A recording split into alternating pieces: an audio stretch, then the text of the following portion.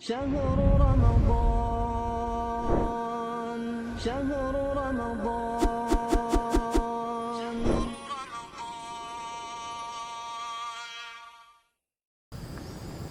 Bismillahirrahmanirrahim. Assalamualaikum warahmatullahi wabarakatuh. Alhamdulillahi rabbil alamin. Wal aqibatu lil muttaqina fala udwana illa 'alal zalimin. Asyhadu an la ilaha illallah wahdahu la syarika lah wa asyhadu anna Muhammadan abduhu wa rasuluhu, amma ba'du. Para pemirsa yang dimuliakan dan dirahmati oleh Allah Subhanahu wa taala, kita kembali di program Ceria, cerita Ramadan, inspirasi takwa. Di program Ceria kali ini kita akan mengangkat seruan Allah Subhanahu wa taala kepada seluruh manusia yang difirmankan oleh Allah Subhanahu wa taala dalam surat An-Nisa ayat 174. Allah Subhanahu wa taala berfirman, A'udzu billahi minasyaitonir rajim. Ya ayyuhan nas, qad ja'akum burhanum min rabbikum wa anzalna ilaikum nuran mubina. Wahai manusia, telah datang kepadamu bukti kebenaran dari Tuhanmu, dan telah kami turunkan kepadamu cahaya yang terang benderang. Maka dalam ayat yang difirmankan oleh Allah Subhanahu wa taala di atas, Allah Subhanahu wa taala menjelaskan bahwa Al-Quran ini adalah cahaya yang terang benderang dari Allah Subhanahu wa taala kepada seluruh manusia. Sehingga Al-Quran akan mendatangkan kebaikan seluruh manusia tatkala manusia kembali kepadanya.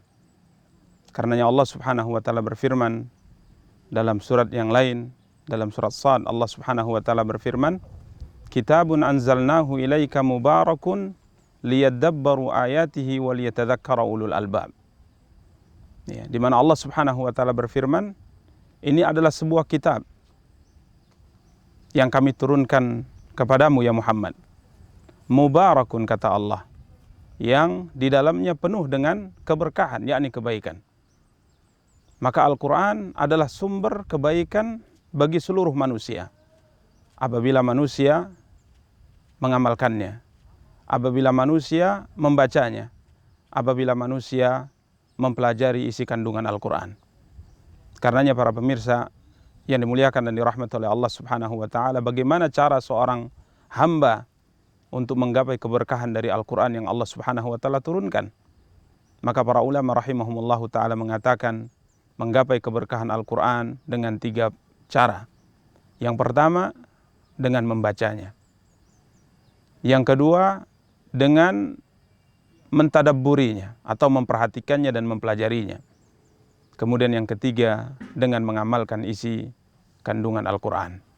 Maka dengan 3 perkara ini seorang hamba akan mendapatkan keberkahan Al-Quran yang diturunkan oleh Allah Subhanahu wa taala kepada nabinya yang mulia Muhammad sallallahu alaihi wasallam. Maka dengan 3 perkara di atas, seorang manusia akan mendapatkan keberkahan Al-Quran. Bukan hanya dengan membacanya, akan tapi dengan mempelajarinya dan mengamalkannya. Karenanya tatkala Allah Subhanahu wa taala berfirman, dalam surat Taha, "Faman ittaba'a hudaya fala yadhillu wa la yashqa." Maka barang siapa yang mengikuti petunjukku, maka ia tidak akan pernah sesat untuk selamanya dan tidak akan pernah celaka untuk selamanya. Tatkala Al-Imam Ibnu Qayyim rahimahullahu ta'ala mentafsirkan ayat yang mulia ini, beliau menegaskan bahwa jaminan untuk tidak sesat tatkala mengikuti Al-Quran, jaminan tidak akan menimpa kecelakaan bagi orang-orang yang mengikuti Al-Quran, bukan hanya sekedar membacanya, akan tapi memahaminya dan mengamalkannya. Karenanya Abu Abdurrahman As-Sulami rahimahullahu ta'ala, seorang tabi'in yang belajar langsung dari para sahabat Rasul kita yang mulia sallallahu alaihi wasallam, beliau berkata, haddatsana alladzina kanu yuqri'unana al-Qur'an.